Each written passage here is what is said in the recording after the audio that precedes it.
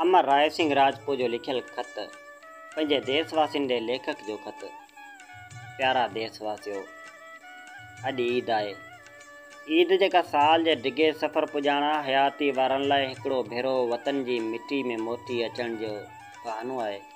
कंहिं बहगण कुंवार जे हार सिंगार जहिड़ी ईद जिते ॿारनि लाइ हिकु मासूम हसरत हूंदी आहे, उते ॿुढनि लाइ बि हिकु यादि ताज़ी जो रूप हूंदी आहे। जिते विछड़ियलनि लाइ विसाल जो बहानो बणिजंदी आहे, त उते रुठनि लाइ परचण जो परवानो बि खणी ईंदी आहे। ईद जंहिंजो तस्वरी सूरजमुखी जे गुल जहिड़ो सुंदर आहे, ईद जंहिंजो नालो वठण सां माण्हू जे वात में मणे मिसरी ओतिजी वञे थी, ऐं उहो ॾिणु असांखे बि ख़ुशि रहणु खपिजे।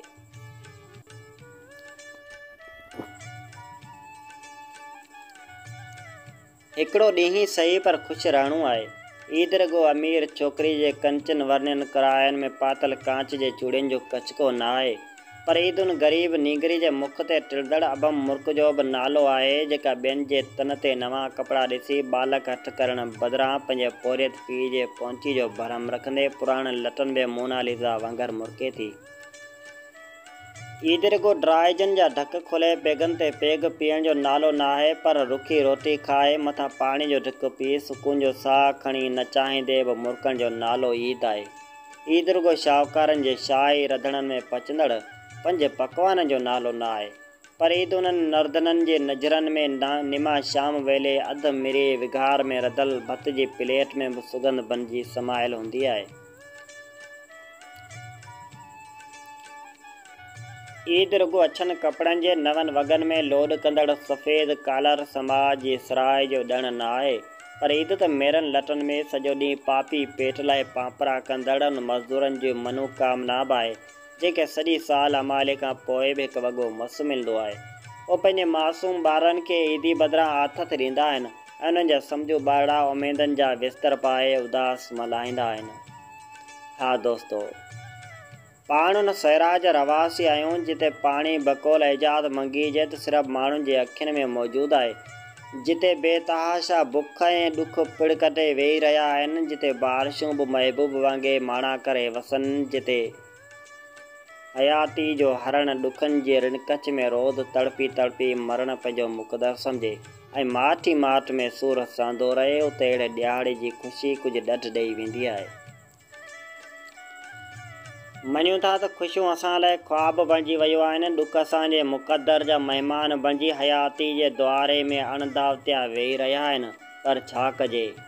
कंहिं विंगस जे डिगन वारनि जहिड़े हिन वॾी ज़िंदगी में कॾहिं कॾहिं न चाहींदे बि मुरकणो पवे थो, ऐं कॾहिं कॾहिं उदास हूंदे बि बेतहाशा टहिक ॾेई खिलणो पवे थो, छाकाणि त हयाती हिकु रंग मंच आहे जंहिं ते जीअण लाइ अदाकारी करणी पवे थी। हयाती जेका कॾहिं सिराज जे सुंज में मोर जे सुर्के जहिड़ी उदास लॻंदी आहे, त कॾहिं किंजर में टिड़ियल ताज़े कंवल जहिड़ी हसीन लॻंदी आहे, कॾहिं विशाल नेणनि वारे मर्ग लोचनी विंगस जे नक फुली जहिड़ी ख़ूबसूरत लॻंदी आहे, त कॾहिं ससु जे शराब खां पोइ सुञ थी वियल बंबोर जे शहर जहिड़ी भिंकर लॻंदी आहे।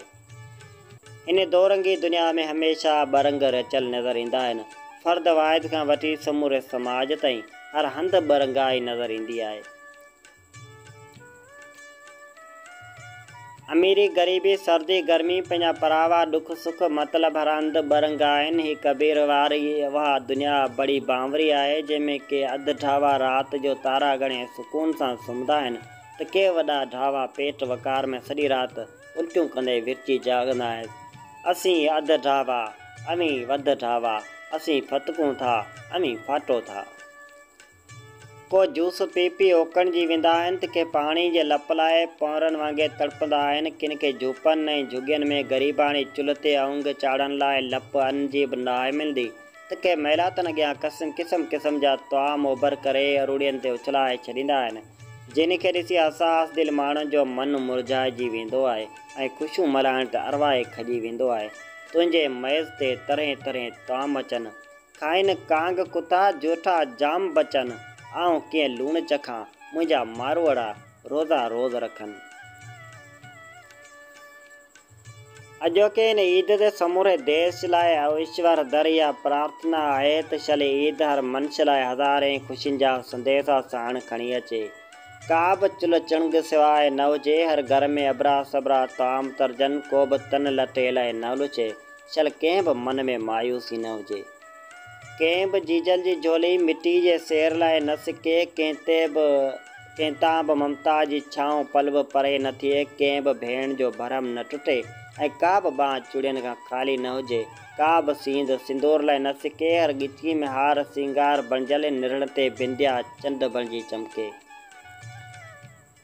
ऐं मुंहिंजा प्यारा मुस्लिम भाइरो, अॼोके ईद ते ईद निमाज़ खां पोइ दुआ लाइ ॿई हथ मथे खणो, तॾहिं ॾुकारियल ॾे लाइ बारिश घुरण सां गॾु मुंहिंजे थर जे हिंदू मुस्लिम एकता लाइ रब खां दुआ ज़रूरु घुरिजो। ऐं काश हमारे वतन में ऐसी फ़ज़ा बने कि मंदिर जले तो रंज मुसलमान को भी हो, पायमाल न पाए मस्जिद के आबरू, बेफ़िक्र मंदिरों को निगहबान को भी हो। ऐं मुंहिंजा महबूब दोस्त देशवासियो, अॼोके ईद ते पंहिंजे खोड़ ख़ुशियुनि में उन्हनि खे बि ज़रूरु शामिलु कजो जिन जो केरु बि न आहे। ईद जे तरियल तआम जो पहिरियों गिरा वात में विझण खां अॻु इहो ज़रूरु ख़्यालु कजो त तव्हांजे पाड़े या ॻोठ में को बुखायल ऐं ॾुखायल त न आहे। हिन ईद ते उन्हनि ॿारनि जे आसमान वांगुरु खुलियल हथ थरियनि ते सखा जा ॿ सिका ज़रूरु रखिजो, जिन जा सहारा वक़्त जे सितम ज़रीफ़नि जो शिकार थी विया आहिनि, या मुक़दर में मिलियल मुफ़लिसी जे करे मजबूरी जे जहान में गुमनाम आहिनि। अव्हां जे ॾिनल सिकनि ते उकरियल चंड जो अक्स उन्हनि मासूम जे अखियुनि जे किंजर में कई सराई जा रक़्स कराए वेंदो। इन ईद ते उन जीजल खे बि आथत जा ॿ ॿोल ॿुलाइजो जंहिंजो लख़्त जिगर हिन महबूब वतन जे सरहदनि तां वारजी शहीद थी वियो हुजे।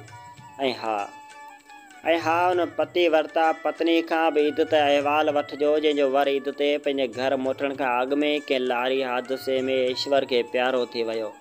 उन निर्दोष नारी जे विधवा अखियुनि में मरी वियल उन समोहियल वारनि जहिड़ी ईद जो दर्द बि काथो भला केरु कंदो, केरु उनजे ॿारनि जे सुवालनि जा जवाब ॾींदो, जेके अॼु बि आस रखी दर में अखियूं अटकाए वेठा आहिनि त जो अबो ईंदो ऐं असीं बि ईद कंदासीं।